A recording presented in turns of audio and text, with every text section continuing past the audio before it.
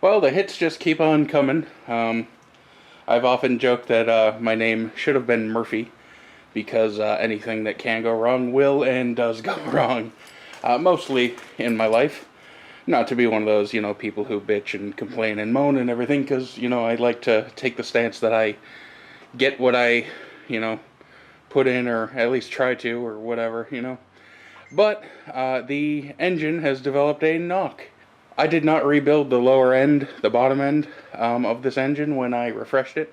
I just did the top end, and because it was the head gaskets and the timing that went. So, the bottom end didn't really need any attention. So, I did my best to keep the same oil in and all that stuff, but we're going to go ahead and start her up and show you what I'm talking about.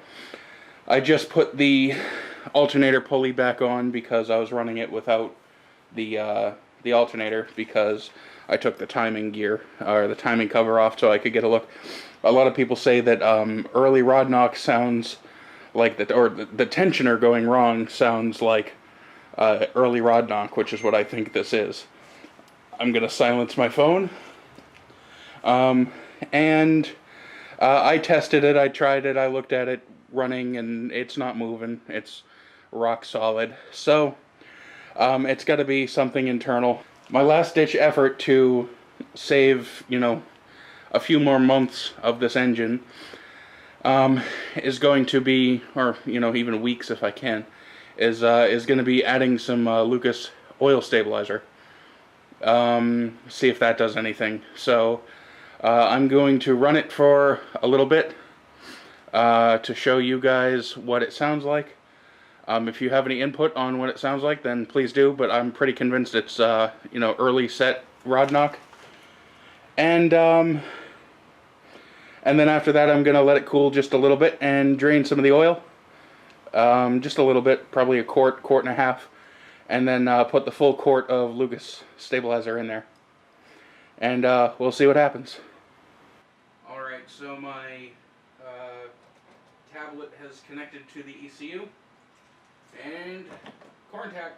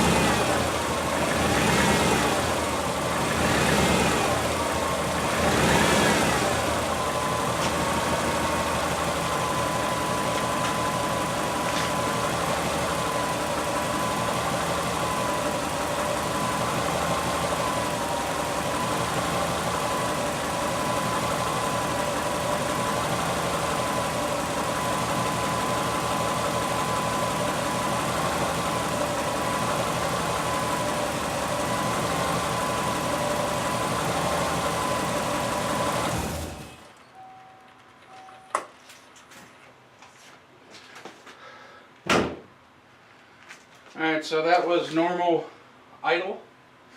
I revved it a few times, and there is lots of smoke coming from under here, but I don't believe it is the timing here. I'm actually going to check that right now. I have an infrared thermometer. We are going to check the belt itself. The belt is 80 degrees. The water pump is 80 degrees. The cogged idler, 97.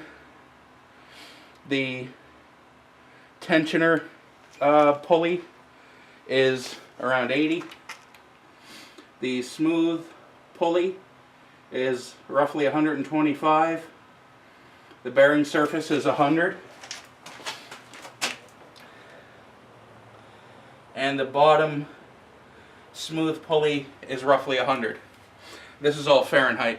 Sorry for the American measurements. Alright, so my next step, and I'm pretty sure that was the exhaust that was smoking because I have a slight oil leak, and I'm pretty sure it was just oil burning off the headers. There's nothing under here that is suspiciously hot. One of the the coolant crossovers is 140, which is basically what it was when I turned it off. That was what my tablet was reading. So I'm going to let it cool down just a little bit so I don't burn my hands on oil. Then I'm going to drain some of the oil. I won't record that. And then I'll put the Lucas oil stabilizer. I don't know why I keep wanting to say fuel stabilizer. The Lucas oil stabilizer in, and see if that can calm some of the knocking. It sounded a little worse than what I remember, but then again, 9 times out of 10, stuff like that, you know, usually does.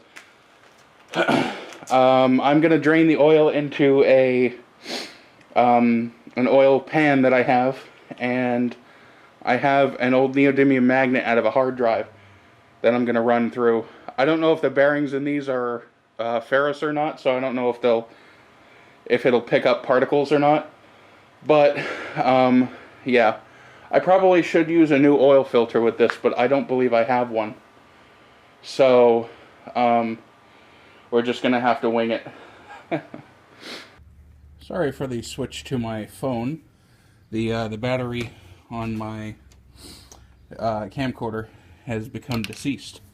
So here is the Lucas oil stabilizer. I'm just gonna it's really thick, so I'm just gonna do one of these deals and hope it kind of goes down. I'm not gonna record all of this because it'll take forever. I'll probably be sitting here about 5 minutes, just gently feeding more and more oil in. But yeah, you can see how friggin' viscous that is just by whatever. It appears to be green in tint, but that could just be me and my eyes. I've been known to be slightly colorblind. So we will pick this up when this has been fully deposited into the engine. I don't really have anything to prop my phone up on because my camcorder died, and I have to record the results with this. I know the audio will be off, but I'll be able to tell with my ears. I am going to go ahead and start it, and may the vehicular gods be ever faithful and generous. Contact.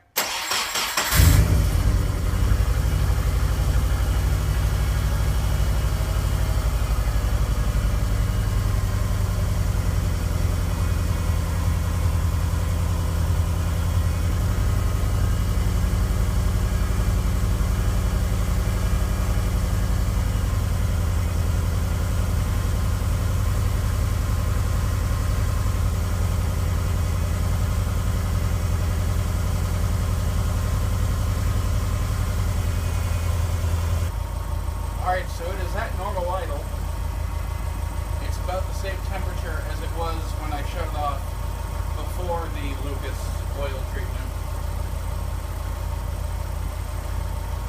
And I can't hear any knocking.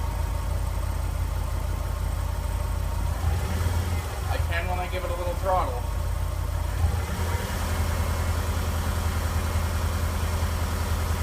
Can you hear that?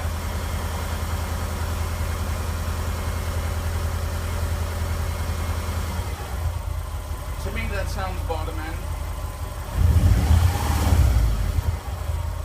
See, it goes away when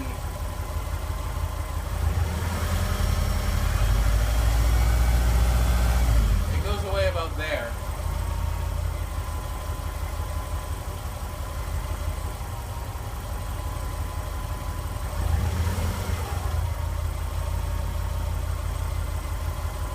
Okay, there it is. It doesn't sound like an injector to me. Of course, I don't have a mechanic stethoscope, so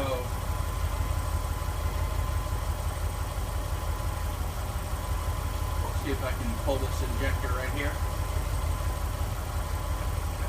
I can't get it with my fat fingers.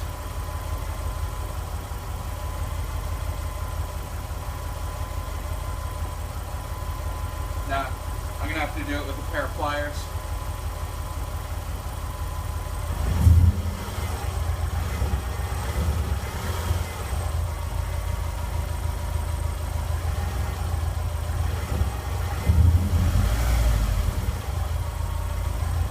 But yeah, that sounds very early rod knock to me. So, I don't know where that leaves me. I don't know if I should just run it until it blows up or upload this and let the hive mind figure it out for me. Not that that many people will watch this. Maybe if I put a clickbait title. OMG, Fat Kid Subaru blows up in garage. Right in front of his eyes, must see.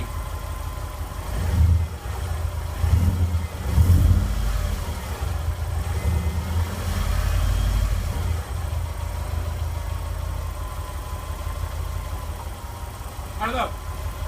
We will revisit this.